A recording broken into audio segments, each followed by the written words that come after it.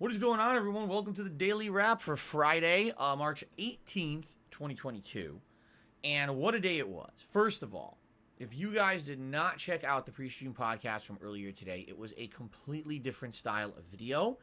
Rather than me kind of just gabbing with the audience or having no real set direction, today we talked about Hogwarts Legacy, which is very important because not only is it a really awesome looking game coming out later this year, but also there's an insane amount of controversy around it because of the controversy surrounding the creator of Harry Potter, J.K. Rowling.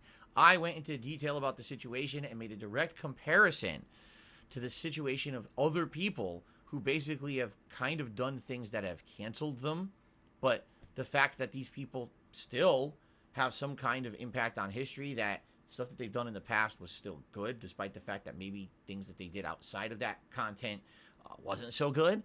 In particular, I talk about Gutex, that's right, from the excellent adventures of Gutex and Mike Ross. So it's a really interesting segment. I actually did some research for this segment, some cool pictures and everything I used for it. If you did not check out the pre-stream podcast this morning, I urge you to do so. Every once in a while, I will do something different on the podcast like that, even though I definitely won't have in-depth stuff like that every single day. When I have opportunity to talk about something and I feel like I can add some interesting insight to a situation, I will do so. So if you're interested in Hogwarts Legacy and what I think about the game after the state of play yesterday, but also around all this controversy going on around the game, please watch the pre-stream podcast for this morning. And by the way, give me feedback on it. Let me know what you thought, okay? Then we rolled on to Elden Ring. And today in Elden Ring, I wasn't sure what I was doing to do. I just knew I was going to be in Caelid. And we did do a big mix of things. Basically, I returned to areas where I'd previously been, such as this big lake. I forget exactly what it's called, Aeonia or something like that. The big lake of rot. And I fought all kinds of stuff. We cleared out the whole Celia Village of Sorcery, including the boss fight that was there. Then we went to the center of the lake. There was another boss fight there. We did an NPC quest to help a girl who was infected with rot. We did a whole bunch of stuff like this. Even I believe there was an optional dungeon thrown in there as well that I did. And then after clearing out a fort, it teleported me to the castle where apparently the Radahn boss fight is. Now, for those who have not been following along the Elden Ring playthrough, the Radahn boss fight has been referenced since the third day I played the game. Everyone's saying the Radahn boss fight is the big skill check. It's the thing that shows that you're good at Dark Souls / FromSoft games once you get there and you succeed. Everyone talking about how it's a unique fight. It's very interesting and different from the way that the game has been up to that point, and even how most FromSoft games have been up to that point. And everyone apparently was anticipating seeing me fight Radahn. Now, as you guys know, I don't spoil myself. All right, I didn't know when Radahn was going to happen or what was coming. A lot of people did try to spoil me the past few days, saying, just rush to him, just rush to him. And I was like, no, I'm not going to rush to him. I just hit Caelid, this area. Why wouldn't I thoroughly explore, do all the content here, fight the bosses, do what you're supposed to do, and then fight the boss area, or the area boss, Radahn, right? It just made sense. Even the story of the game is, it's a big festival event. You're supposed to have these other guys come and help you. You're supposed to do everything in the area and then have this big finale. So today I found a teleporter that teleported me there. I said, all right, you know what? I'm not done with Caelid, but I got so many people demanding that I do Radahn. Let's just do it, or at least give it a shot. I had 25 minutes left on the stream. I will not spoil the fight, but what I will say is that it was the most anticlimactic thing I've ever seen. And I directly believe, I can't confirm because I didn't play this game pre-patch. The patch just came out yesterday for this game that apparently added in tags for NPCs, rebalanced weapons and gameplay strategies, but also, from what people are saying, made the Radahn boss fight dramatically easier. I steamrolled it and was incredibly disappointed because of all the build-up people had given me for this fight. And then I did it. I was like, this is one of the worst fights in the game. I completely dominated it. It looked cool, but there was zero challenge to it. Seriously, it was so simple. And I was like, wow, this really, sadly, fell apart from what it apparently was before they nerfed it. And I'm pretty pissed. I paid the same money as everyone else, and just because I didn't rush through the game to get to this Radahn boss, now the boss sucks ass. And I was even saying to the stream, I'm like, look at some of the optional bosses I fought. The trio of Crystallian soldiers that I just fought the day before. The Cerulean Knight. The early dragon fight. The Tree Sentinel.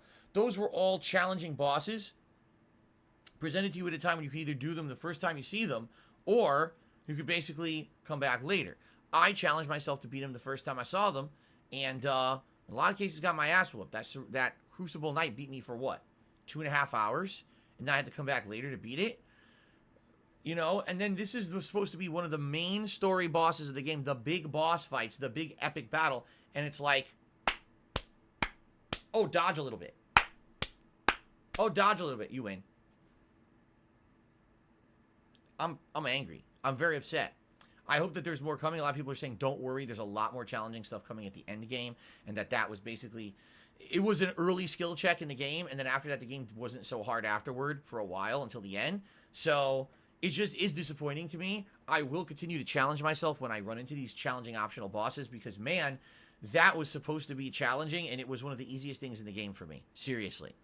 So anyway, after that very deflating boss fight, it was the end of the stream. Tomorrow, we've got many more things to do in Caelid. There's a secret crypt that was behind the Radahn boss fight area we're going to do. There's the castle now that will now change and repopulate with enemies. Apparently has a secondary boss because Radahn is gone. Then there's at least 2 to 3 other areas of the map to go. We can return back to the Divine Tower, which I've already been in, but I was too weak to fight the boss there. And now I have this new rune that Radahn has that I can supercharge. We have a lot of new things we can now do in Caelid. So that's going to be where we're going to pick up tomorrow. Okay? Then tonight on the late stream, it was Friday Night Fights, old school Street Fighter fun, and we played it exclusively on the Xbox Series X this week. Not necessarily as bad as I thought it would be, but certainly wasn't constant combat. When I was doing ranked matches, sometimes there was a few minutes between matches, but there always was consistent amount of competition. I played in 2 different lobbies, which I think are the only 2 lobbies available all night. You can't really see. There's no queue of lobbies to pick from on Xbox. It just auto matches you. But it was pretty fun. We had a good variety of players, and keep in mind when I play on Xbox, these are not the same players who've been playing on PlayStation. It's a whole different player base.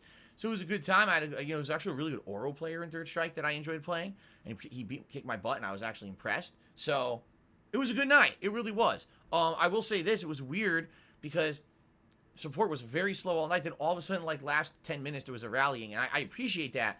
But again, I wish that if we were going to have support on the streams, it would be more consistent so that people know that it's there. You know what I'm saying? Like last minute, all of a sudden it comes in, and now it's like, well, if we earn any rewards, like Gunner Glasses went on like the last 15 minutes of the stream, you know. But it is what it is, you know. What I am hoping is that there will be more consistent support, because the last few times I played Street Fighter, there has not been, and it could just be that there's burnout, or it could be people just want this new collection in June, which will be different. We'll see. Perhaps next week there'll be a better showing or a better rallying. And I don't know if I'm going to play on PlayStation or Xbox next week, but I will tell you this. Next week, Friday Night Fights is not on Friday. It's actually going to be bumped to Saturday, because on Friday this coming week, there's a double new release day, Ghostwire Tokyo and Kirby in the Forgotten Land, and I'm playing that all day long, you know, 2 streams, so they will be bumped a day, okay?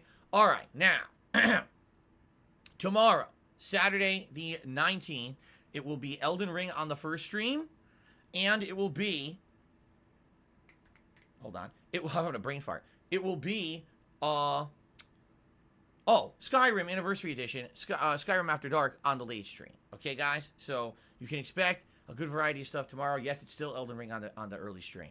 Guys, have a good night. Thank you for a great supportive day, and I'll see you in the AM for more Elden Ring. Peace.